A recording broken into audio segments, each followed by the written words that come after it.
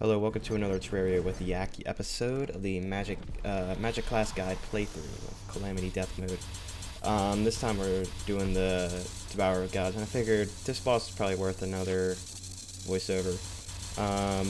Best weapons for mage, probably the Dark Spark and the Phantasmal Fury.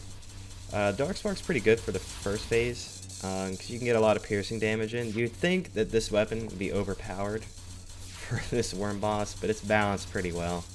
They set the boss up so you can't do a lot of piercing damage. At certain times, though, in the first phase, you can get some good piercing damage, like right now. See, look at that, over 100,000 DPS. The second phase, you can't really do that. So I kind of just switched to the Phantasmal Fury. Next thing to talk about is armor. I use Blood Flare for pretty much all armors, pretty much all classes in Dog. For Mage, you might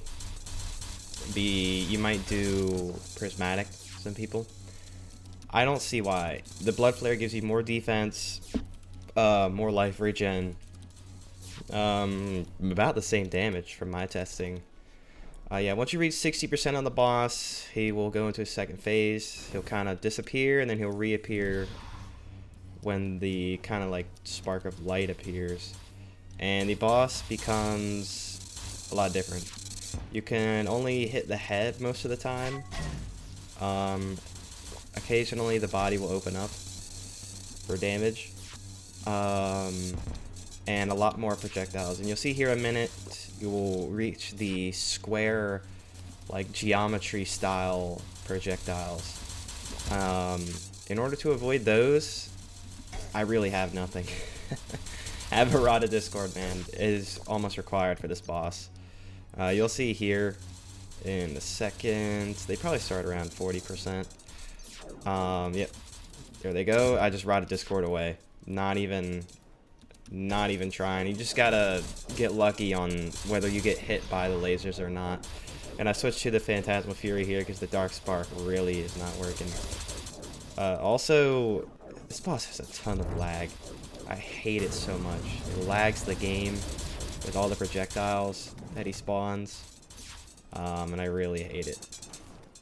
Like, sometimes you can get really, if you line it up like there, you can avoid the projectiles. Most of the time it's better to rot a Discord out. And he'll also spawn Cosmic Guardians, and they're just tinier worms that are just nuisances. Okay, they're a lot easier to kill.